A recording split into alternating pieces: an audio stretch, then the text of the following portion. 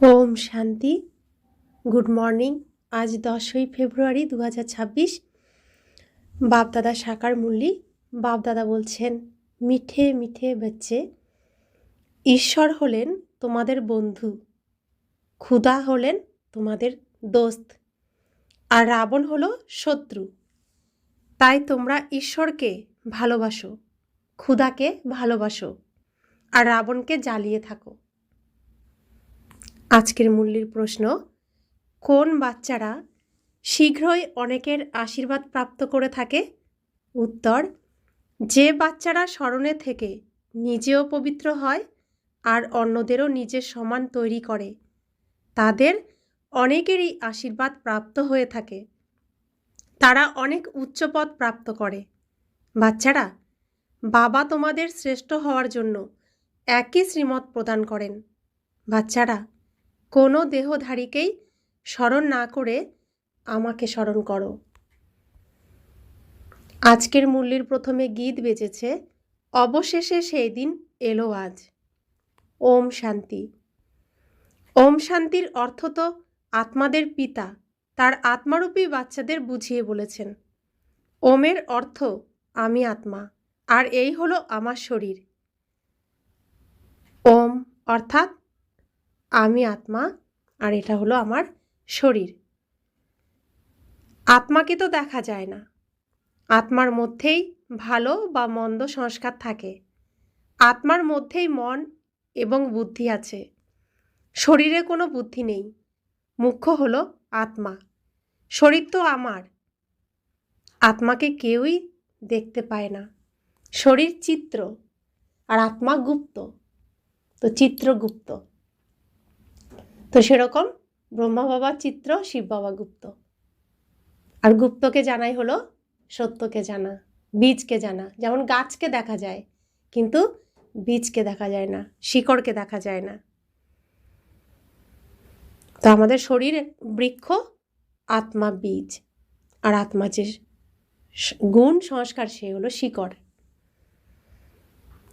তো বাবা বলছেন, শরীরকে আত্মা দেখে, আত্মাকে শরীর দেখতে পায় না। তো বীজ গাছকে দেখে, কিন্তু গাছ বীজকে দেখতে পায় না। আত্মা নির্গত হয়ে গেলে শরীর জড়ো হয়ে যায়। আত্মাকে দেখা যায় না, শরীরকে দেখা যায়। তেমনি আত্মার যে বাবা, যাকে গডফাদার বলা হয়, তাঁকেও দেখা যায় না, তাঁকে বোঝা যায় বা জানা যায়। আমরা আত্মারা হলাম সব ভাই ভাই। শরীরে এলে তখন বলা হবে এ ভাই, এ ভাই, এ বোন, এ ভাই ভাই, এ বোন। আত্মারা তো সকলেই ভাই ভাই। আত্মাদের বাবা হলেন পরম পিতা পরমাত্মা। শরীরের যারা ভাই বোন, তারা একে অপরকে দেখতে পারে। আত্মাদের বাবা হলেন একজন, তাকে দেখা যায় না বাবা। তাই এখন এসেছেন পুরানো দুনিয়াকে নতুন বানাতে। তো শরীর হলো বৃক্ষ, আত্মা বীজ। যেমন গাছকে দেখা যায়, কিন্তু বীজকে দেখা যায় না, শিকড়কে দেখা যায় না। তো সেরকমই শরীরের বীজকে দেখা যায় না, শিকড়কে দেখা যায় না। কিন্তু গাছের পাতা একটা সময় ঝরে পড়ে যায়, আবার নতুন পাতা বেরোয়। ঠিক সৃষ্টিতেও এই মনুষ্য সৃষ্টিরূপী কল্পবৃক্ষের সমস্ত পাতা অভিনয়ের শেষে ঝরে যায়। তো সব পাতা আবার নতুন করে হয়, অর্থাৎ নতুন করে আবার নাটকটা শুরু হয়ে যায়। গাছটাও নতুন করে আবার সেজে ওঠে। স্টেজ কিন্তু ওটাই পৃথিবী, তার মধ্যে নাটক শুরু হয়, শেষ হয়। যেমন গাছের পাতা ঝরে যায় আবার নতুন হয়, ঠিক সেরকম। তো কিন্তু ওপরে যা হচ্ছে তা দেখা যায়, নিচে বীজকে দেখা যায় না, শিকড়কেও দেখা যায় না। তাই বাবা বলছেন, নতুন দুনিয়া ছিল সত্যযুগ, এখন পুরানো দুনিয়া হলো কলিযুগ। একেই এখন পরিবর্তন করতে হবে। পুরানো দুনিয়া তো শেষ হয়ে যাওয়া উচিত, তাই না? পুরানো ঘর যেমন ভেঙে ফেলে নতুন ঘর তৈরি করা হয়, তেমনি এই পুরানো দুনিয়াও এখন শেষ হয়ে যেতে হবে। সত্যযুগের পরে আবার ত্রেতা, দাপর, কলিযুগ, তারপর অবশ্যই আবার সত্যযুগ আসবে। এই পৃথিবীর হিস্ট্রি জিওগ্রাফি রিপিট হতে হবে। সত্যযুগে দেবী দেবতার রাজ্য থাকে। সূর্যবংশী এবং চন্দ্রবংশী, তাকে বলা হয় লক্ষ্মীনারায়ণের সাম্রাজ্য, রাম সীতার সাম্রাজ্য। এ তো সহজ, তাই না? এরপর দাপর আর কলিযুগে অন্য অনেক ধর্ম আসে। এরপর দেবতারা যারা পবিত্র ছিলেন তারা অপবিত্র হয়ে যান। একে বলা হয় রাবণ রাজ্য। রাবণকে বছর বছর জ্বালিয়ে এসেছে, তবুও মরে না, তখন আবার জ্বালাতে থাকে। এই হলো সকলের বড় শত্রু। কে বড় শত্রু? রাবণ। তাই তাকে জ্বালানোর উৎসব শুরু হয়েছে। ভারতের 1 নম্বর শত্রু কে? আর 1 নম্বর বন্ধু, সদা খুশি প্রদানকারী ঈশ্বর। তো ভারতের 1 নম্বর শত্রু হলো রাবণ, আর 1 নম্বর বন্ধু ঈশ্বর, আমাদের বাবা, পরমপিতা পরমাত্মা শিব বাবা। ক্ষুধা বা ঈশ্বরকে তো ক্ষুধা দোস্ত বলা হয়, তাই না? এর উপর একটি কাহিনীও আছে। তাই ক্ষুধা বা ঈশ্বর হলেন বন্ধু, আর রাবণ হলো শত্রু। ঈশ্বর যিনি বন্ধু, তাকেই কখনোই জ্বালানো হবে না। রাবণ হলো শত্রু, তাই 10 মাথার রাবণ তৈরি করে তাকে বছর বছর জ্বালানো হয়। গান্ধীজিও বলতেন, আমাদের রাম রাজ্য চাই, রাম রাজ্যে সুখ আছে আর রাবণ রাজ্যে দুঃখ আছে। এই কথা এখন কে বসে বোঝান? এসব কথা কে বসে বোঝাচ্ছেন? বাবা বসাচ্ছেন, পতিত পাবন বাবা, শিব বাবা। আর ব্রহ্মা হলেন দাদা, তার রচনা তার প্রথম রচনা হলো ব্রহ্মা, তাই না? আদি সত্যযুগের এই আদি সময়, এখন সঙ্গম যুগ, মানে দিনের আদি সময় কি? ভোরবেলা। এখন ভোরবেলা, তাহলে দিনের শুরুর আগের সময়। তো দিনের আগে শুরুর সময়ে কি রূপ ছিল? ব্রহ্মা রূপ ছিল। তো ব্রহ্মার দ্বারা কি হচ্ছে? সৃষ্টির রচনা হচ্ছে, তাই না? ভোরবেলা যেরকম দিনের রচনা হয়ে যায়, আমরা ভোরবেলা উঠে দিনে চলবো সেজন্য রেডি হই পরিষ্কার পরিচ্ছন্ন হয়ে, ঠিক ব্রহ্মাতনের দ্বারা ভগবান এসেও এই স্টেজে এখন ভোরবেলা সব পরিষ্কার করছেন দিনের শুরুর জন্য। তো এটা হচ্ছে আদি সময়। আদিদেব ব্রহ্মা বলা হয় না? আদিদেব প্রজাপিতা ব্রহ্মা, যিনি প্রজা রচনা করেন, অর্থাৎ যার দ্বারা প্রজা রচনা করা হয়। অর্থাৎ ব্রহ্মার শরীর হলো নারী, আর শিব বাবা হলেন পুরুষ। ওই পুরুষ আর নারীর মিলনে এই সংসার রচনা হচ্ছে, না হচ্ছে? তো ব্রহ্মার শরীর দ্বারা তো আমাদের জন্ম হচ্ছে। বাবা হলেন শিব বাবা, আর মাতা হলেন ব্রহ্মা, অর্থাৎ নারায়ণের মোহিনী রূপ। এটা এর দ্বারা আমাদের জন্ম হচ্ছে। আমাদের এই যে আমরাও তো আদিতে জন্ম হয়ে গেল, সত্যযুগে বা ত্রেতা যুগে আমরাই তো আসবো। যারা এই যে ঘুম থেকে উঠে গেছে, অজ্ঞান নিদ্রার থেকে জেগে গেছে, ভগবানের সাথে দেখা হয়ে গেছে, ভগবানের শিক্ষা গ্রহণ করছে, নিজেকে পরিষ্কার করছে, তারাই তো স্টেজে আবার আসবে দিনে, না তাড়াতাড়ি। যারা ঘুম থেকে উঠবে না তারা তো দেরিতে আসবে, পরে আসবে। যে যত আগে উঠবে সে তত আগে স্টেজে আসবে, না দিনের শুরুতে থাকবে। তো যারা ভোরবেলা উঠবে তারাই তো সূর্য উদয় দেখবে, তাই না? আর যারা ভোরবেলা উঠবে না তারা কি সূর্য উদয় দেখবে? দেখবে না।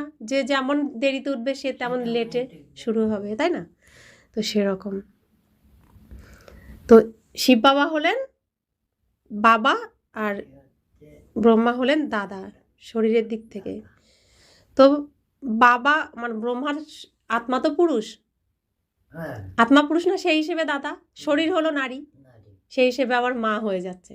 এই শরীর দ্বারাই তো রচনা হচ্ছে।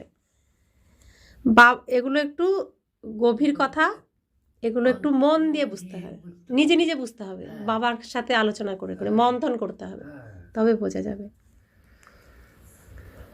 তো জগৎ সংসার কিভাবে রচনা হচ্ছে, সৃষ্টি কিভাবে রচনা হচ্ছে, আমরা এখন সেটা জানি বা অনুভব করি। অন্যরা অনুভব করে না, অন্যরা শাস্ত্রে শোনে, অনুভব করে না। আমরাও শুনতাম, কিন্তু আমরা এখন প্রত্যক্ষভাবে সৃষ্টি রচনা করছি, আমরাও ব্রহ্মা বাবার সাথে, শিব বাবার সাথে। তাই আমরা অনুভব করতে পারি। সৃষ্টির রচনার কার্যে আমরা, স্থাপনার কার্যে আমরা রয়েছি, আর ওরা রয়েছে বিনাশের কাছে, তাই না? তো কত সৌভাগ্য আমাদের, ভগবানের সাথে, শ্রীকৃষ্ণের সাথে এই জগৎ সংসার স্থাপনের কাজে আমরা সহযোগী হয়েছি। প্রীত তার সাথে, এই যে আঙুল, আমার হাতের আঙুলও তো কোথায় উঠলো? এই শ্রীকৃষ্ণের দ্বারা যে ভগবান গিরিধর পর্বত আমাদের উপর রাখলেন, যেখানে দুঃখ কষ্ট আর আসতে পারছে না, এই ছত্রছায়ায় রয়েছি। তো সেখানে আমার এই হাতটাও তো উঠলো, আঙুলটাও উঠলো না, সহযোগের আঙুল, তার সন্তান আমরা। তো আমরা হচ্ছি দুঃখ হরণকারী, সুখ প্রদানকারী। আমাদের উপর দুঃখের পাড় ভেঙে পড়বে না। আমরা চাইবো যাদের উপর ভেঙে পড়ছে তাদেরকে এই ছত্রছায়ায় নিয়ে আসতে। এখানে আসলেই সুরক্ষিত, তাই না? কত সুন্দর ভেঙে ভেঙে বলো তো। এগুলো মাজা ঘষা মনে মনে না করলে হবে না। হ্যাঁ, নিজে নিজে মন্থন করতে হবে। তো বাবা বলছেন, বাবা সর্বদাই সঠিকই বলেন, বাপ দাদা। তো তিনি সত্যই বলেন। তিনি হলেন বাবা, আর তিনি আত্মা বাবা, আর ইনি আত্মা পুরুষ। সেজন্য বাবা আর দাদা। তার প্রথম রচনা হলো কে? শ্রীকৃষ্ণ। প্রথমে ব্রহ্মা রচনা করলো, সেই ব্রহ্মাই হলো আবার শ্রীকৃষ্ণ, শ্রীকৃষ্ণই হলো বিষ্ণু, বিষ্ণুই হলো রাম, রামই হলো আবার নিমাই, তাই না? তারপরে আবার ব্রহ্মা হলেন। এই চক্র চলতে থাকে। শ্রীকৃষ্ণ ছোট শিশু, আর লক্ষ্মীনারায়ণ বিবাহিত জীবনের শুরু, রাম সীতা সংসার জীবনের প্রতীক, আর ব্রহ্মা হলো বৃদ্ধ অবস্থার প্রতীক। তো আমাদের জীবনটাও তো এরকমভাবে চলে। তো সৃষ্টির রচনা এভাবেই হয়েছে, তো এখানে জীবন এভাবেই চলে। তো প্রথম সৃষ্টির রচনা ব্রহ্মার দ্বারা হয়েছে, তার জীবন যেভাবে চলবে এই পৃথিবীতে প্রত্যেকের জীবন সেভাবেই চলবে, এই রীতিতে, এই নিয়মেই চলবে।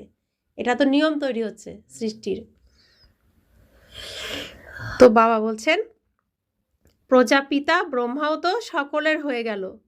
ব্রহ্মাকে অ্যাডমও বলা হয়, তো খ্রিস্টানরা অ্যাডম বলে। তাকে গ্রেট গ্রেট গ্র্যান্ডফাদার বলা হয়, এটা খ্রিস্টানরা বলে। আর মুসলিমরা বলে আদম বিবি, আর আমরা বলি ব্রহ্মা সরস্বতী। আর ওরা বলে অ্যাডম এভ, একই জায়গার একই নাম আলাদা। কেউ বলে বাবা, কেউ বলে পাপা, কেউ বলে ড্যাডি, এরকম।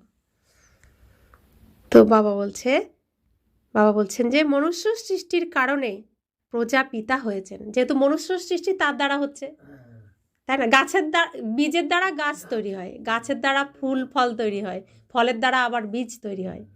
তো বীজ হলেন শিব বাবা, আর গাছ হয়ে গেলেন এই যে ব্রহ্মার দ্বারা গাছ হচ্ছে না। শ্রীকৃষ্ণ তো গাছের প্রথম পাতা বেরোলেন না, তো সেখানে ফল ফুল হয়েছে বিভিন্ন ধর্ম, এরাও তো আমাদের উপরেই দাঁড়িয়ে আছে, তাই না?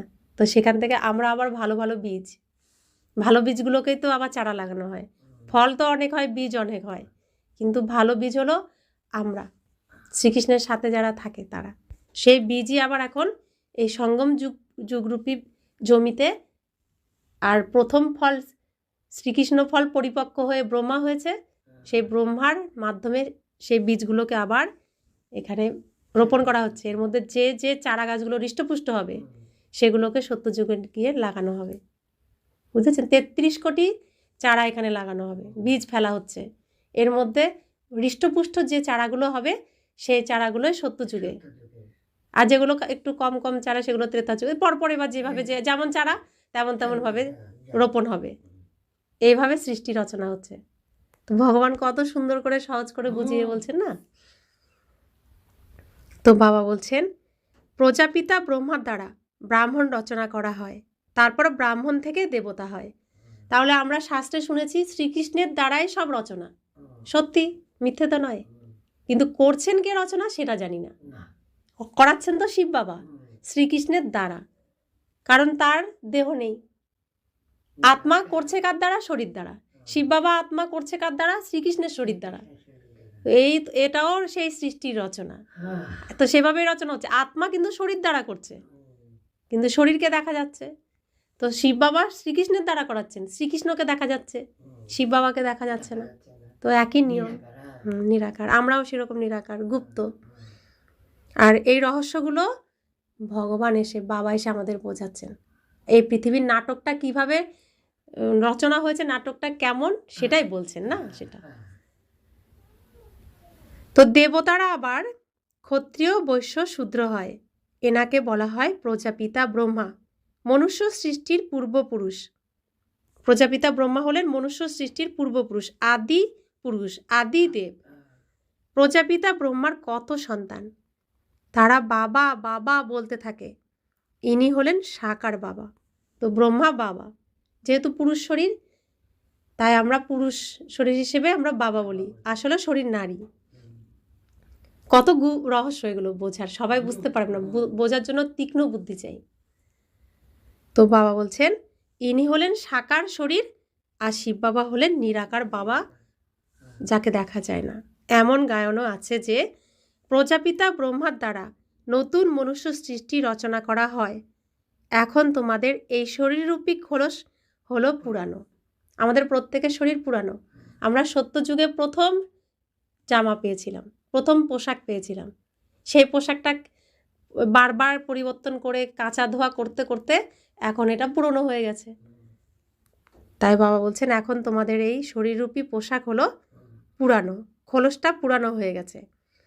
এ হলো পতিত দুনিয়া, রাবণ রাজ্য। এখন এই রাবণের আসুরি দুনিয়া শেষ হয়ে যাবে। এর জন্যই এই মহাভারতের লড়াই। এরপর সত্যযুগে এই শত্রু রাবণকে কেউ জ্বালাবেই না, রাবণ সেখানে থাকবেই না। রাবণই এই দুঃখের দুনিয়া তৈরি করেছে। এমন নয় যে যাদের কাছে অনেক অর্থ আছে, বড় বড় মহল আছে, তারাই স্বর্গে আছে, এমন নয়। তারা মনে করে স্বর্গে আছি, কিন্তু আসলে তারা স্বর্গে নেই, কারণ স্বর্গে দুঃখ থাকে না। আর এই পৃথিবীতে দুঃখ ছাড়া কেউই নেই। অর্থ আছে তো শরীরের সুখ নেই, শরীরের সুখ আছে, অর্থ আছে তো সম্বন্ধ সম্পর্কে সুখ নেই, কিছু না কিছু দুঃখ তো থাকবেই থাকবে। বাবা বোঝান, কারোর কাছে যদি কোটি টাকাও থাকে, তবুও তো তা মাটিতেই মিশে যাবে। কোটি টাকা থাকলেও কি এখন তো সব মাটিতে মিশে যাবে। এই যে খবরে দেখা যায় না, নতুন বাড়ি বানিয়েছে, ভূমিকম্পে ধসে পড়ে একদম শেষ। ভূমিকম্প নেই, অনেকের বাড়ি এমনি মাটির নিচে চলে গেছে, তাই না? তো কি হলো, টাকা থেকে তো কিছু কোনো কাজ হলো না, না শেষ হয়ে গেল না, ধরে তো রাখা যাবে না। তাই বাবা বলছেন কোটি টাকা থাকলেও তার কোনো মূল্য নেই, এখন মাটিতেই মিশে যাবে। তো কারো ধন রাজা খাবে, কারো ধন ধুলায় মিশে যাবে। তো রাজা খাচ্ছে, সেই যাদের কোটি কোটি টাকা আছে, ট্যাক্স দিতে হচ্ছে না, তো রাজা খেয়ে ফেলছে না, তো ওরা চেঁচামেচি করছে না যে কত ট্যাক্স কাটছে, কি ট্যাক্স কাটছে, তো ট্যাক্সের মাধ্যমে কি রাজা খেয়ে ফেলছে না? তাহলে আবার মাটিতেও মিশে যাচ্ছে ভূমিকম্প হয়ে, তাই না? তাই বলছেন এখন সব বিনাশ হয়ে যাবে, এই স্থূল ধনের কোনো মূল্য নেই। তাই এখন শরীর নির্বাহের জন্য যেটুকু প্রয়োজন সেটুকু করো, সেটুকু রাখো, বাকি ঈশ্বরীয় ধন উপার্জনে লেগে পড়ো, কারণ এটা বিনাশ হবে না। আমরা সেই আগের কল্পে সত্যযুগ শুরু হওয়ার আগে এরকমই এই ধন জমিয়েছিলাম, সেই ধনের দ্বারা এখনও চলছি আমরা। স্থূল ধন এর দ্বারাই প্রাপ্ত হবে। যে যেমন জমাবে সে তেমনভাবেই এই স্টেজে অভিনয় পাবে। এই ধন জমালে তবে তো উচ্চ ঘরে জন্ম হবে, ধনী ঘরে জন্ম হবে, অভাব থাকবে না। যারা জমাবে না তারাই তো কাঙ্গাল হবে, অভিনয় করবে, তাই না? তো সে তো কর্মফলে সে হচ্ছে। আমি যদি এবার তাকে সাহায্য করি, তাহলে কর্মের ফল আমি ভাগ করে নিচ্ছি না, তাহলে আমি তো আমারটা বিনাশ করব, ওটা ভাগ নেব না। ওকে কিসের দান দেব? এই যে বাবার অবিনাশী গুণ, অবিনাশী জ্ঞান ধন, এটার দান দেব।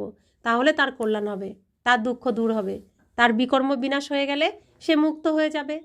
তবেই তো তার ধন জীবন সব কিছু সুন্দর হবে, তার সেই যে অবস্থার উন্নতি হবে। আর কেউ যতই ধন দিক, তার অবস্থার উন্নতি কেউ করতে পারবে না যতক্ষণ না তার কর্মফল মিটবে।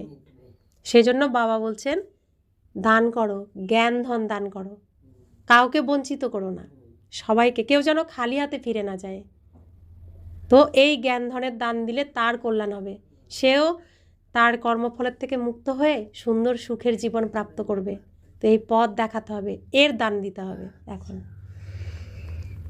তো বাবা বলছেন নতুন দুনিয়াতে আবার নতুন খনি বের হয়, যার থেকে নতুন দুনিয়ার মহল ইত্যাদি সমস্ত কিছু বানানো হয়। এই পুরানো দুনিয়া এখন শেষ হয়ে যাবে। মানুষ সদ্গতির জন্য ভক্তি করে, আমাকে পবিত্র করে দাও, আমি ভিখারি হয়ে গেছি, আমি নীচ, আমি পাপী, আমি অধম হয়ে গেছি। বলেছে না সবাই এই কথা? ভিখারিকে পতিত বলা হয়। সত্যযুগে হলো বিকার রহিত, সম্পূর্ণ নির্বিকারী দুনিয়া। ওখানে যোগ বলের দ্বারা সন্তানের জন্ম হয়। তা আপনার এখানে কিসের দ্বারা জন্ম হলো, আমার এখানে কিসের দ্বারা জন্ম হলো? যোগের দ্বারা। আমরা এখন ব্রাহ্মণ হয়ে গেছি, ব্রহ্মার কুমার, ব্রহ্মার কুমারী, অর্থাৎ ব্রহ্মাণ্ডের মালিক শিব বাবা, আর ব্রহ্মা আমার মা। আর এই ব্রহ্মাণ্ডের মালিক এর দ্বারা, ব্রহ্মা মা আর ব্রহ্মাণ্ডের মালিকের দ্বারা আমাদের এখানে জন্ম হয়েছে। তাহলে আমরা কি হয়ে গেলাম? ব্রহ্মার কুমারী, ব্রহ্মাণ্ডের মালিকের কুমার, ব্রহ্মাণ্ডের মালিকের কুমারী। তা আমরা হলাম ব্রহ্মা কুমার, ব্রহ্মা কুমারী ব্রাহ্মণ। শুদ্ধ পবিত্র জন্ম হলো আমাদের। এই যে শুদ্ধ পবিত্র জন্ম আমাদের হলো, এই শুদ্ধ পবিত্রতাকে আমাদের ধরে রাখতে হবে। এখন আত্মাকেও শুদ্ধ পবিত্র করে যেতে হবে শুদ্ধ পবিত্র জায়গায়। সত্যযুগ হলো, সত্যনারায়ণের যুগ হলো নির্বিকারী দুনিয়া, বিষবিহীন দুনিয়া, যেখানে বিকার এক অংশ মাত্র থাকে না। তো সেখানে আমাকে যেতে হবে। তো এই যে শুদ্ধ পবিত্র জন্ম, এই পবিত্রতাই আমার এখন ধরে রাখতে হবে। এই পবিত্রতা আর যা যা আমার মধ্যে অপবিত্রতা যা আছে রাবণের দুনিয়ার, সব ত্যাগ করতে হবে, সব ত্যাগ ত্যাগ। এর থেকে সন্ন্যাস নিতে হবে, এর থেকে বৈরাগী হতে হবে।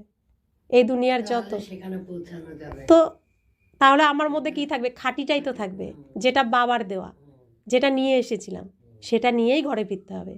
বাবা, আমাদের বাবা হলেন কি পূরণ, তার কোনো স্বার্থ নেই। তিনি দেখছেন তো, একটা পোশাকও রাখেননি নিজের জন্য। এই যে অভিনয় করতে এসেছেন স্টেজে, নিজের তো নেই ড্রেস, পোশাক তো নেই। কার পোশাক ধার নিলেন? তার সন্তানের পোশাক ধার নিলেন, শ্রীকৃষ্ণের পোশাক ধার নিলেন না? শ্রীকৃষ্ণের শরীরেই তো প্রবেশ করেছেন, তা শ্রীকৃষ্ণের মুখের দ্বারা বলছেন। এর জন্য কি বলতাম আমরা গীতার কথা? শ্রীকৃষ্ণের মুখের উচ্চারিত বাণী বলতাম না? শ্রীকৃষ্ণের মুখের উচ্চারিত বাণী, অর্থাৎ শ্রীকৃষ্ণের বাণী নয়, অন্য কারোর বাণী শ্রীকৃষ্ণের মুখ দ্বারা উচ্চারিত। এই যে হচ্ছে এখন, এটাই হচ্ছে সত্য গীতা। এটাই দাপর যুগে ব্যাসদেব আবার লিখবেন। তাহলে ব্যাসদেব তো ভগবান নন, শ্রীকৃষ্ণও নন। ভগবানকে শিব বাবা, শ্রীকৃষ্ণকে ব্রহ্মা বাবা। এই ব্রহ্মা তনের মাধ্যমে, ব্রহ্মা মুখের মাধ্যমে, মুখ কমলের মাধ্যমে এই গীতা জ্ঞান দিচ্ছে। জ্ঞানের গঙ্গা বয়ে যাচ্ছে। এর জন্য তাকে কি বলা হয়? ভাগ্যশালী রথ, ভাগীরথ।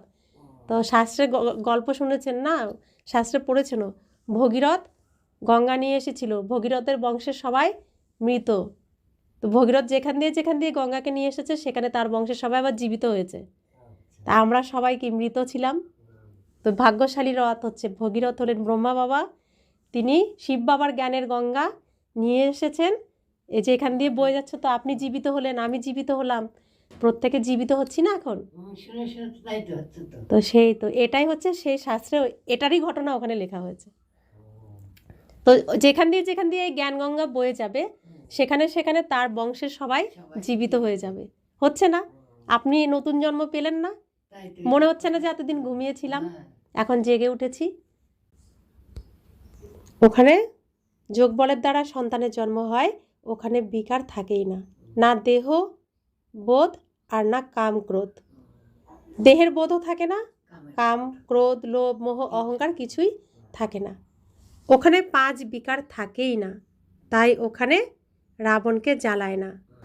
এখানে তো রাবণ রাজ্য আছে। বাবা এখন বলছেন তোমরা পবিত্র হও। এই পতিত দুনিয়া এখন শেষ হতে হবে। যারা বাবার শ্রীমতে পবিত্র থাকে, তারাই বাবার মতে চলে বিশ্বের বাদশাহীর উত্তরাধিকার পায়। তো ভাবুন, বোঝার বিষয় এগুলো। আমরা রয়েছি কোন রাজ্যে? রাবণের রাজ্যে। আমার বাবা হলেন রাম। তো তিনি এসে আমাদেরকে খুঁজে নিয়ে এসে বলছে, রাবণ রাজ্যে কি করছো? বন্দি হয়ে রয়েছো, মুক্ত করো নিজেকে, চলো আমার সাথে, আমি তোমার বাবা, ওটা তোমার বাড়ি যেতে হবে, এখানে যা কিছু আছে দিয়ে দাও। তা আমরা কতটা শক্তিশালী বাচ্চা, রাবণের রাজ্যের থেকেও রাবণকে জ্বালাচ্ছি। আমরাই জ্বালাচ্ছি, অন্য ধর্মের ওরা কিন্তু জ্বালায় না, আমরা জ্বালাই। যারা দেবী দেবতা ছিলাম তারাই জ্বালায়, তাদেরই সাহস আছে। জ্বালাচ্ছি না, রাবণের বাড়িতেই থাকছি, রাবণের ঘরেই থাকছি, কিন্তু জ্বালাচ্ছি রাবণকেই। বাবাকে তো জ্বালাচ্ছি না, বাবাকে পূজা করছি, তাই না? দেখুন তো, এটাও তো প্রমাণ। কারা করছে? আমরা করছি, সবাই করছে না কিন্তু। ইসলামরা করছে না, মুসলিমরা করছে না, খ্রিস্টানরা করছে না, বৌদ্ধরা করছে না, যারা হিন্দু হয়ে রয়েছে তারা করছে। কারণ রাবণকে জ্বালাতে পারলেই আমরা সনাতনে ফিরে আসব, তাই না? সেই জন্য আমাদের মধ্যে সেই সাহস শক্তি আছে। তো বাবা বলছেন, আর যে এটা করতে পারে, বাবার মতে চলে রাবণকে পুরো শেষ করে দিতে পারে, সেই উত্তরাধিকারী পাবে বিশ্বের, অর্থাৎ সত্যযুগের, ত্রেতা যুগের। সত্যযুগে এই লক্ষ্মীনারায়ণের রাজ্য ছিল, এখন তো রাবণ রাজ্য, যা শেষ হতে হবে। সত্যযুগী রামরাজ্য স্থাপন হতে হবে। সত্যযুগে অনেক অল্প মানুষ থাকে, দিল্লিই রাজধানী থাকে, যেখানে লক্ষ্মীনারায়ণের রাজত্ব হয়। সত্যযুগে দিল্লি পরিস্থান ছিল, এখন যেটার নাম দিল্লি আমাদের রাজধানী দেশের, সেটা সত্যযুগে পরিস্থান, নাম হবে পরিস্থান, পরিদের স্থান, যেখানে পরীরা থাকে। দিল্লিতেই সিংহাসন ছিল। রাবণ রাজ্যেও দিল্লিই রাজধানী, আবার রাম রাজ্যেও দিল্লিই রাজধানী। সত্যযুগেও দিল্লিই রাজধানী থাকবে, আর এই কলিযুগেও দিল্লিই রাজধানী। কিন্তু সত্যযুগে থাকবে পরীরা, আর কলিযুগে রয়েছে শূর্পণখা, পুতনা, রাক্ষসরা রয়েছে। তো শূর্পণখা, পুতনা এসবকে এখন আবার পরী বানাতে হবে, না? তো ভগবান জাদুকর এসেছে না পরী বানাতে। তো রামরাজ্যে কিন্তু হিরে জহরতের মহল ছিল। দিল্লি রাজধানী ছিল, কিন্তু যখন সত্যযুগ ছিল সেখানে হিরে জহরতের মহল ছিল, সেখানে অগাধ সুখ ছিল। বাবা এখন বলেন, তোমরা বিশ্বের রাজত্ব হারিয়ে ফেলেছ, আমি আবার তোমাদের ফিরিয়ে দিই, তোমরা আমার মতে চলো। তার মতে চললে সেই সোনার মহল, হিরে জহরত সব কিছু আমরা ফিরে পাব। শ্রেষ্ঠ হতে হলে কেবল আমাকে স্মরণ করো, আর কোনো দেহধারীকে স্মরণ করো না। তো শ্রেষ্ঠ হতে গেলে শ্রেষ্ঠকেই স্মরণ করতে হবে। সুন্দর হতে গেলে, শ্রী হতে গেলে, শ্রী মানেই সুন্দর, তাহলে শ্রী মতেই চলতে হবে, সুন্দর মতেই চলতে হবে। আর দেহধারীকে স্মরণ করলে আবার রাবণের মত। দেহকে স্মরণ করলে হবে না, আত্মাকে স্মরণ করতে হবে। বাড়িতে যারা আছে প্রত্যেকে আত্মা, দেহ নয়। দেহ তো পোশাক, পোশাকের দিকে তাকিয়ে তো কোনো লাভ নেই। তো বাবা বলছেন, তোমরা নিজেকে আত্মা মনে করে আমাকে স্মরণ করো, তাহলে তমপ্রধান থেকে শতপ্রধান হয়ে যাবে। তোমরা আমার কাছে চলে আসবে, আমার গলার মালা হয়ে তারপর বিষ্ণুর মালা হয়ে যাবে। তো শিব বাবা আসেন, পালনকারী হচ্ছেন বিষ্ণু। শিব বাবা বলেন, বিষ্ণুর ছত্রছায়ায় থাকো তোমরা, তাহলে আমি নিশ্চিন্ত। বিষ্ণুর গলার মালা হও, বিষ্ণুর কাছে থাকো, অর্থাৎ শ্রীকৃষ্ণের কাছে কাছে থাকো, তাহলে আমি নিশ্চিন্ত। তিনি শ্রীকৃষ্ণের সাথে থাকার উপযুক্তই বানান আমাদেরকে, তাই না? শ্রীকৃষ্ণের সাথে যাতে আমরা প্রত্যেক চরিত্রে থাকতে পারি। শ্রীকৃষ্ণ যেই চরিত্রেই থাক, আমরাও তার সাথেই থাকবো। তো শুরুতে শ্রীকৃষ্ণ ছিলেন, আমরাও ছিলাম। লাস্টে ব্রহ্মা হয়েছেন, আমরাও আছি। এখন আছি মানে তখনও ছিলাম, আমরাই ছিলাম, তাই না? তাই তো আমরা চিনে নিয়েছি, যেই রূপে আসুক না কেন আমরা ঠিক চিনে নেব। শুধু সুন্দর রূপ না, বৃদ্ধ রূপ হয়েছে বলে তাকে কি চিনব না? ঠিক চিনে নিয়েছি, তাই না? তা আমরা এখনও যেমন আছি তখনও আমরাই থাকব। তো বাবা বলছেন যে মালা জপ করে তার বর্ণনা করছেন। মালাতে উপরে আমি থাকি, তারপর দুই হলো ব্রহ্মা সরস্বতী, অর্থাৎ রাধা কৃষ্ণ। তারাই সত্যযুগের মহারাজা মহারানী হয়, তারাই লক্ষ্মীনারায়ণ হয়। তাদেরই আবার সম্পূর্ণ মালা, যারা নম্বর অনুযায়ী সিংহাসনে বসে। তারপর পরপর 106 জন থাকবে। প্রথমে ফুল পরমাত্মা, তারপরে রাধাকৃষ্ণ, তারপরে 106 জন, মোট 108টা মালার দানা থাকে, মালা যেটাতে জপ করে। তো কারা হবে? এখানে যারা শ্রীকৃষ্ণের সমান হয়ে যাবে, তারাই, তাদের গুণেরই ওখানে মালা জপ করা হয়, স্মরণ করা হয়। তাদের গুণ এত শক্তিশালী যে, তাই জন্য। কিন্তু জপ করলে তো কিছু প্রাপ্তি হবে না, কিন্তু আমরা যেহেতু জানি না, ওটুকু তো করেছি, তাই না? ওটুকুও তো আমরা মনে রেখেছি, ওটুকুরও প্রয়োজন। ওটা না করলে তো এটা বুঝবই না, পাবো না। আমাদের হাতে যে জপ করি না, হ্যাঁ, ওই 108টাই। তো বাবা বলছেন, আমরা এই ভারতকে এই ব্রহ্মা সরস্বতী আর ব্রাহ্মণদের দ্বারা স্বর্গ বানাই। যারা পরিশ্রম করে পরে তাদেরই স্মরণ হয়ে থাকে। এ হলো রুদ্রমালা, আর ও হলো বিষ্ণুমালা। রুদ্রমালা কোনটা? যারা শ্রীকৃষ্ণের সমান হবে, লক্ষ্মীনারায়ণের যে রাজ্য, যেখানে লক্ষ্মীনারায়ণের সভায় বসবে 108 জন, তারা হলো শিবের গলার মালা। আর বিষ্ণু যাদের দ্বারা রাজ্য পরিচালনা করবে, মহলের বাইরে থাকবে, তারা হলো বিষ্ণুর গলার মালা। আচ্ছা। তো বিষ্ণু রাজ্যে অর্থাৎ লক্ষ্মীনারায়ণের রাজ্যে মহারাজা মহারানী হবে 108 জন, আর রাজা হবে 16,108 জন। 16,000, তো বলে না 16,000 গোপ গোপিনীকে কৃষ্ণ ভাগিয়ে নিয়ে গেছে। তো কারা তারা? আমরাই তো তারা, আমরাই তো হব সেখানে। আমরা তো ওই দুনিয়ার থেকে এখানে চলে আসছি শ্রীকৃষ্ণের কাছে, দৌড়ে দৌড়ে আসছি না, ভেগে, এটাকে বলছে ভাগিয়ে নিয়ে এসছে। দুনিয়া একদিকে থাক, মুরলির টাইম হয়েছে, মুরলি বাজাচ্ছে আমার কৃষ্ণ, আমি চললাম, তুমি থাকো তোমার জায়গায়। তো এটাই হচ্ছে ভাগিয়ে নিয়ে এসছে। আচ্ছা। ঠিক আছে? তো বাবা বলছেন যারা এই যে পরিশ্রম করবে তারা গলার মালা হয়ে যাবে। রুদ্রমালা হলো আত্মাদের, আর বিষ্ণুমালা হলো মনুষ্যদের। আত্মাদের থাকার জায়গা হলো ওই নিরাকারী পরমধাম, যাকে ব্রহ্মাণ্ড বলা হয়। তো শিব বাবা সবাইকে একই কথা বলছেন, যে শিব বাবার এই দায়িত্বটাকে পালন করবেন, হুম। যে এই দুনিয়াতে নতুন বিশ্ব স্থাপনের জন্য তিনি এসেছেন, নতুন দুনিয়া স্থাপন করছেন। সেই কার্যে যারা খুব বাবার মতো করে দায়িত্ব পালন করবে, তারাই তো তার স্মরণে থাকবে না। তো তারা হয়ে যাবে শিব বাবার গলার মালা, রুদ্রমালা। আর যারা শ্রীকৃষ্ণর কথা মেনে চলবে, ব্রহ্মা বাবার কথা মেনে চলবে, সহযোগী হবে, পুরোটা হতে পারবে না, তারা হবে বিষ্ণুর গলার মালা। অর্থাৎ যারা বিষ্ণুর রাজ্যে থাকবে, অনেকে আছে পুরোটাই মানছে, এক বাবা, দ্বিতীয় আর দুনিয়ার কিছু ভুলে, সব ভুলে টুলে এক বাবার নিয়ে বাবার যজ্ঞের সব করে যাচ্ছে, তারা হয়ে গেল শিব বাবা তাদের দ্বারা করাচ্ছেন। আচ্ছা। আর যারা ব্রহ্মা বাবাকে মেনে, এই জ্ঞানকে মেনে নিজেকে শুদ্ধ পবিত্র করে সত্যযুগে যাওয়ার উপযুক্ত নিজেকে তৈরি করছেন, তারা হবে বিষ্ণুর গলার মালা। তো যে যেরকম পরিশ্রম করবে সে সেরকম স্থান পাবে।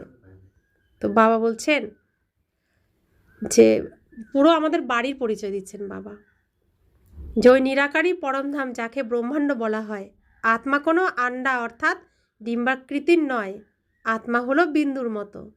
আমরা সকল আত্মারা ওখানে ওই সুইট হোমে থাকব।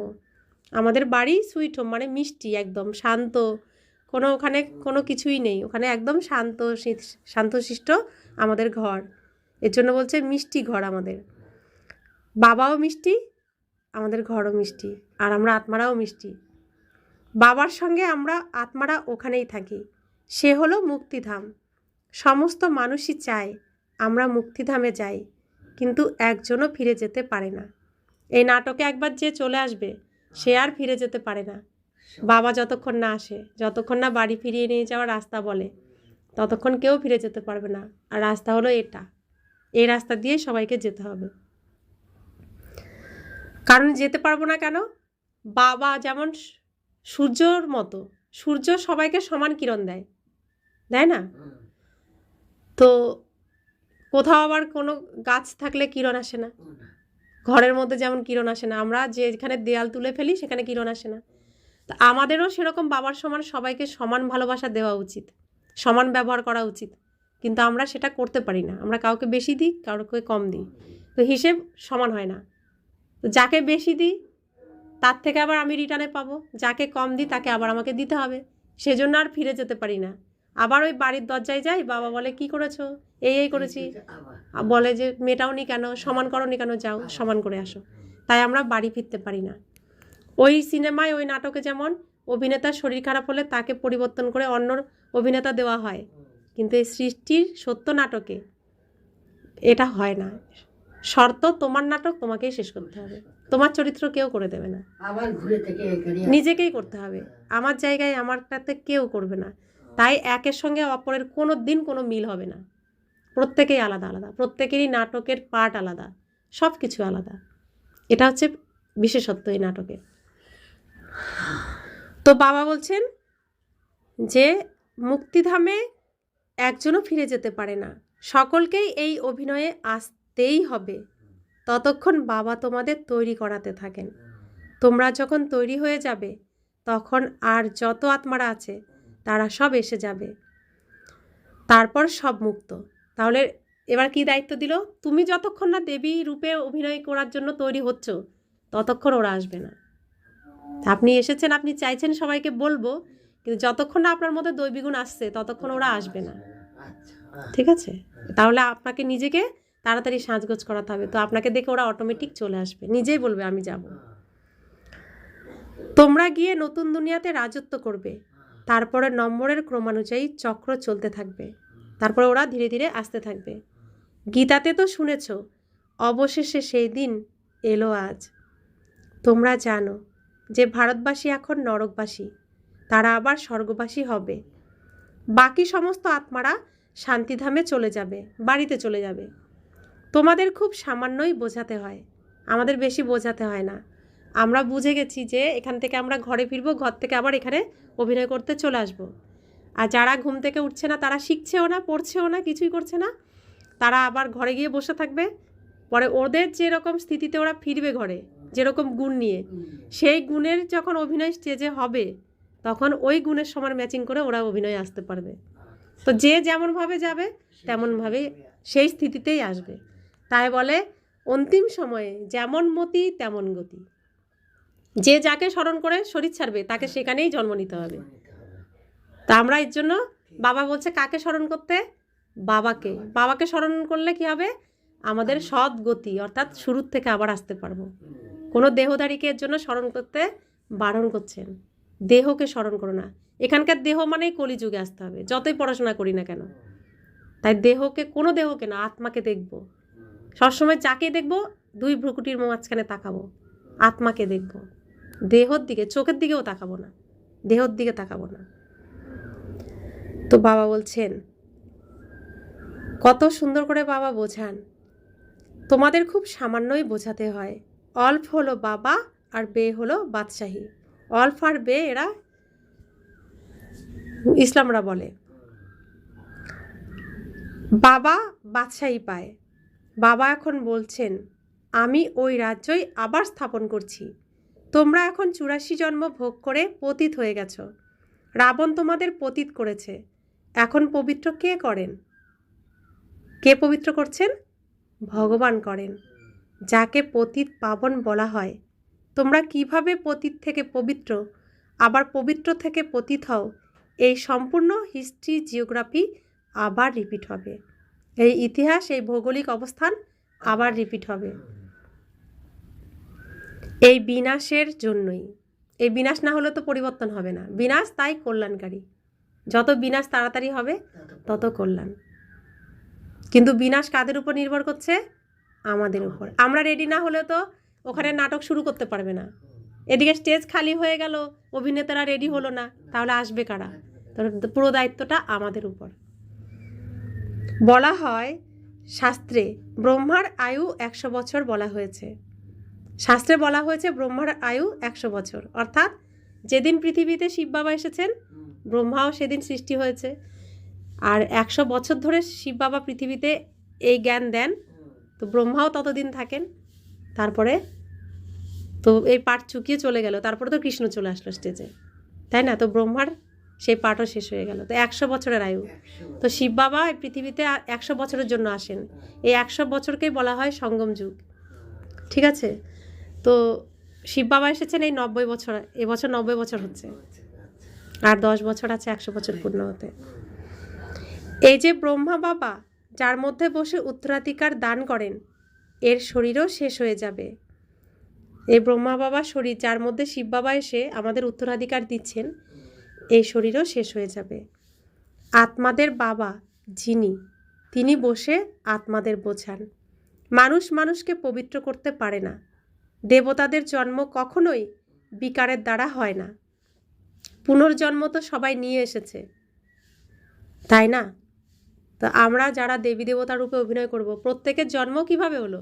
সংকল্পের দ্বারা হলো, যোগ বলের দ্বারা হলো। তো সেখানে কোনো বিকারের দ্বারা জন্ম হয় না। দেবী দেবতাদের জন্ম বিকারের দ্বারা হয় না। তো শ্রীকৃষ্ণের জন্ম এরকম সংকল্পের দ্বারাই, বিকারের দ্বারা হবে না। বাবা কত ভালোভাবে বোঝান যে কিভাবে ভাগ্য জাগ্রত হয়ে যায়। বাবা আসেনি মনুষ্যমাত্রের ভাগ্য জাগাতে, সকলেই তো পতিত আর দুঃখী, ত্রাহি ত্রাহি করে বিনাশ হয়ে যাবে। তাই বাবা বলেন, ত্রাহি ত্রাহি করার পূর্বে আমি অসীম জগতের বাবার কাছ থেকে উত্তরাধিকার প্রাপ্ত করো। যখন যুদ্ধ লেগে যাবে, যখন চারিদিকে পাঁচ তত্ত্ব বিনাশের কাজ শুরু করে দেবে, তখন না পড়তে পারবেন না বাবাকে স্মরণ করতে পারবেন। তো যা করার এখনই করতে হবে, আর খুব তাড়াতাড়ি হতে চলেছে এসব। তো বাবা বলছেন, এ যা কিছুই দুনিয়াতে দেখছো এ সবই শেষ হয়ে যাবে। ভারতের উত্থান এবং ভারতের পতন এরই খেলা। পৃথিবীর উত্থান, স্বর্গে কে কে রাজত্ব করেন এ কথা বাবা বসেই বোঝান। ভারতের উত্থান দেবতাদের রাজ্য, ভারতের পতন রাবণ রাজ্য। এখন নতুন দুনিয়া তৈরি হচ্ছে, তোমরা বাবার কাছ থেকে নতুন দুনিয়ার উত্তরাধিকার প্রাপ্ত করার জন্য পড়ছো। এই পড়াশোনা সেজন্যই পড়ছি। এ কত সহজ! এ হলো মানুষ থেকে দেবতা হওয়ার পড়া। এই পড়াটা পড়লে আমরা মানুষ থেকে দেবতা হয়ে যাব। এও খুব ভালোভাবে বুঝতে হবে কোন কোন ধর্ম কখন আসে। দাপরের পরেই অন্য সব ধর্ম আসে। সৃষ্টিচক্রের মধ্যে রয়েছে না, সত্যযুগ ত্রেতা যুগে শুধু দেবতা থাকে, আর দাপর আসে, দাপর যুগে অন্যান্য ধর্মরা আসতে থাকে। ইব্রাহিম এসেছে, বৌদ্ধ এসেছে, যীশুখ্রিস্ট এসেছে, শঙ্করাচার্য এসেছে, নানক এসেছে, তো বিভিন্ন দাপর যুগ থেকে আসে। তো কখন কোন ধর্ম আসে, এইখানে নাটকের সিনে না ওরা মানে কেউ ভিলেনের অভিনয় করছে, তাই না, কেউ হিরো হিরোইনের অভিনয় করছে। আমরা যেমন হিরো হিরোইনের অভিনয় করছি, তো ভিলেনের অভিনয়ও আছে। তো কে কোন সময় স্টেজে আসছে সেটা তো জানতে হবে, তাই না? তো ওরা অন্যান্য ধর্মের ওরাও তো স্টেজে এসছে, কখন এসছে সেটাও তো আমাদের জানতে হবে। তো বাবা সেগুলো আমাদেরকে জানাচ্ছেন। তো বাবা বলছেন, প্রথমে সুখ ভোগ করে তারপর দুঃখ। এই সম্পূর্ণ চক্র বুদ্ধিতে বসাতে হয়, যাতে তোমরা চক্রবর্তী মহারাজা মহারানী হও। কেবল অল্প আর বেকে বুঝতে হবে। অল্প হলো বাবা অর্থাৎ শিব বাবা ভগবান, বে হলো বাদশাহী অর্থাৎ সত্যযুগ।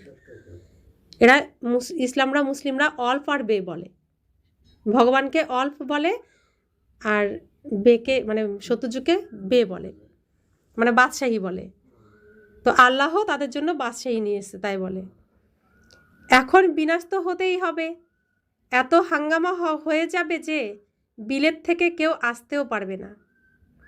তাই বাবা বোঝান যে ভারতভূমি হলো সব থেকে উত্তম। জোরদার লড়াই লেগে যাবে, তখন ওখানেই থেকে যাবে। 50 থেকে 60 লাখ টাকা দিলেও ফেরা খুব মুশকিল হবে। ভারতভূমি সব থেকে উত্তম। বাবা যেখানে এসে অবতার নেন, শিব জয়ন্তীও এখানেই পালন করা হয়। কেবলমাত্র শ্রীকৃষ্ণের নাম দেওয়াতে সম্পূর্ণ মহিমাই শেষ হয়ে গেছে। সর্বমানুষের উদ্ধারকর্তা এখানে এসেই অবতার নেন। শিব জয়ন্তীও এখানেই পালন করা হয়। তো অবতার কাকে বলে? যিনি অবতীর্ণ হন। আমরা কিন্তু গর্ভে প্রবেশ করেছিলাম, কিন্তু এখন অবতীর্ণ হয়েছি। এখন কিন্তু গর্ভে প্রবেশ করিনি। তো শিব বাবাও কিন্তু গর্ভে প্রবেশ করেননি, তিনি অবতীর্ণ হয়ে ব্রহ্মাতনে এসেছেন, তাই না? তার থেকেই শুরু হলো এই শুদ্ধ পবিত্রতা। তো আর বাকি সবাই তো দেহের মাধ্যমে জন্ম হচ্ছে, কিন্তু তিনিই একমাত্র অবতীর্ণ হয়েছেন। তো বাবা বলছেন তিনি অবতার নেন। তো শিব জয়ন্তীও কোথায় পালন করা হয়? আমরাই পালন করি। ইসলামরা, তারপরে খ্রিস্টানরা, বৌদ্ধরা তো করছে না, আমরাই করছি না। তো ভারতবর্ষেই এটা হয়। এখন ভারতবাসী পৃথিবীর যেখানে যেখানে আছে ভারতবাসীরা সেখানে পালন করছে, কিন্তু মূলত ভারতেই এটা পালন করা হয়, কারণ ভারতেই শিব বাবা আসেন। গডফাদার এসেই সকলকে উদ্ধার করেন, তাই এমন বাবাকেই নমন করা উচিত, তাঁর জয়ন্তীই পালন করা উচিত। ওই বাবা এখানে এই ভারতে এসে সবাইকে পবিত্র বানান। তাহলে এ হলো সব থেকে বড় তীর্থ। এই ভারতভূমি হলো সব থেকে বড় তীর্থ, তাই বিদেশে সবাই ভারতে আসারই ইচ্ছা প্রকাশ করে। কিন্তু আমাদের কি বিদেশে যাওয়ার ইচ্ছা থাকে? থাকে না। তিনি সবাইকে দুর্গতি থেকে মুক্ত করে সদ্গতি প্রদান করেন। এই ড্রামা তৈরিই আছে। এখন তোমরা আত্মারা জানো আমাদের বাবা আমাদের এই শরীরের দ্বারা এই রহস্য বোঝাচ্ছেন। আমাদের বাবা শিব বাবা এই শরীরের দ্বারা এই রহস্য বুঝিয়েছেন, না আমাদেরকে বোঝাচ্ছেন। আমরা আত্মারা এই শরীরের দ্বারাই শুনি। তোমাদের আত্ম অভিমানী হতে হবে। নিজেকে আত্মা মনে করে বাবাকে স্মরণ করো, তাহলে জং দূর হতে থাকবে আর পবিত্র হয়ে তোমরা বাবার কাছে চলে আসবে। তোমরা যত স্মরণ করবে ততই পবিত্র হবে। অন্যদেরও যদি নিজের সমান বানাতে পারো তাহলে অনেকের আশীর্বাদ প্রাপ্ত করবে, তোমরা উচ্চ পদ প্রাপ্ত করবে। তাই গায়ন আছে যে সেকেন্ডে জীবন মুক্তি। তো যখনই বাবাকে চিনলাম, আমি আত্মা এটুকু জানলাম, তখনই কি হলো, এই শরীরের বন্ধন থেকে মুক্ত হচ্ছি। তো শরীরের ভান আস্তে আস্তে মিটে যাবে, শরীরের বোধ থাকবে না, তাই না? তো আমি কি হচ্ছি, মুক্ত হয়ে যাচ্ছি না ধীরে ধীরে। এটাকেই বলছে জীবন থেকে মুক্ত। আর সত্যযুগে সবাই এরকমই থাকবে, মুক্ত, কোনো দেহের কোনো বন্ধন থাকবে না। अच्छा मीठे मीठे सिखिलाते बच्चों प्रति माता पिता बाप दादा का याद प्यार और गुड मॉर्निंग। रूहानी बाप की रूहानी बच्चों को नमस्ते। हम रूहानी बच्चों की रूहानी माता पिता बाप दादा को याद प्यार गुड मॉर्निंग और नमस्ते नमस्ते नमस्ते। शुक्रिया बाबा, शुक्रिया बाबा, शुक्रिया। এইসব কথাগুলোই তো আমার ধারণার জন্য মুখ্য সার। প্রথম ধারণা, শ্রীমতে থেকে পবিত্র হয়ে প্রতি পদে বাবার মতে চলে বিশ্বের বাদশাহী নিতে হবে। বাবার সমান দুঃখহর্তা সুখকর্তা হতে হবে।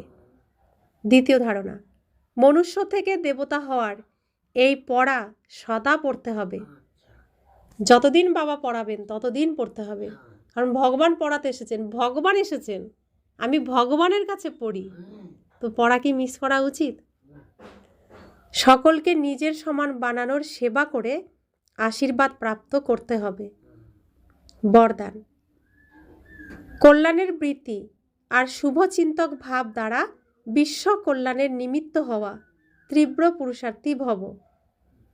তীব্র পুরুষার্থী হলো তারা যারা সকলের প্রতি কল্যাণের বৃত্তি আর শুভচিন্তক ভাব রাখে। যদি কেউ বারংবার নিচে নামানোর চেষ্টা করে, মনকে অস্থির করে তোলে, বিঘ্নরূপ হয়, তথাপি তাদের প্রতি তোমাদের সদা শুভচিন্তকের অটল ভাব থাকবে। পরিস্থিতির কারণে ভাব যেন না বদলায়। সকল পরিস্থিতিতে বৃত্তি আর ভাব যথার্থ হবে, তাহলে তোমাদের উপর তার প্রভাব পড়বে না। তখন কোনো ব্যর্থ কথা দেখতেই পাবে না, টাইম বেঁচে যাবে। রাখতে হবে সেইভাবে। এটাই হলো বিশ্ব কল্যাণকারী স্টেজ। এটাকে বলছে, কেউ আমাকে নানান কথা বলে টলাতে চেষ্টা করবে, কিন্তু আমার তার প্রতি শুভ ভাবনা রাখতে হবে যে আমরা এক পিতার সন্তান, আমরা ভাই ভাই, একসাথে ঘরে ফিরবো, একসাথে স্টেজে আসবো। তো নিজের স্থিতিটাকে ঠিক রাখতে হবে। তো তাই বলছেন, তুমি তোমার স্থিতিতে তোমার ভাবনা তুমি ঠিক রাখো, তাহলে তাদের ওই ব্যর্থ প্রভাব দেখতেই পাবে না, আসবেও না, তোমার টাইমও বেঁচে যাবে। আর এটাই হলো বিশ্ব কল্যাণকারী স্টেজ। স্লোগান, সন্তুষ্টতা হলো জীবনের শৃঙ্গার, এজন্য সন্তুষ্ট মনি হয়ে সন্তুষ্ট থাকো আর সবাইকে সন্তুষ্ট করো। কি পেয়েছি? ভগবান পেয়ে গেছি, আর কি চাই? এরপরে আর কিছু চাওয়ার থাকে? এরপরে আর চাওয়ার যদি কিছু না থাকে, আমি তৃপ্ত, আমি সন্তুষ্ট যে ভগবান পেয়েছি। কোটি কোটি আত্মার মধ্যে থেকে ভগবান আমাকে স্মরণ করেছেন, আমাকে তার কাছে নিয়ে এসছেন, তার কোলে বসতে দিচ্ছেন, আমার সাথে তিনি ঘুমান, আমার সাথে খাওয়া দাওয়া করেন, আমার সাথে স্নান করেন, আমার সাথে কর্ম করেন, সব সময়ের জন্য তিনি আমার সাথী। এরপরে আর কি চাই? তাহলে আমি সদা সন্তুষ্ট, আমি সন্তোষী, সন্তোষী দেবী আমি। অব্যক্ত ইশারা, একতা আর বিশ্বাসের বিশেষত্বের দ্বারা সফলতা সম্পন্ন হও। একমত অর্থাৎ একতার বাতাবরণ বানানোর জন্য সমাহিত করার শক্তি ধারণ করো, ভিন্নতাকে সমাহিত করো, প্রত্যেকের বিশেষত্বগুলিকে দেখো, দুর্বলতাগুলিকে তো একদমই দেখবে না। যেরকম চন্দ্র অথবা সূর্যের গ্রহণ লাগে, তখন বলে যে দেখা উচিত নয়, না হলে গ্রহচারী বসে যাবে। তো কারোর দুর্বলতাও হলো গ্রহণ, তাকে কখনো দেখবে না।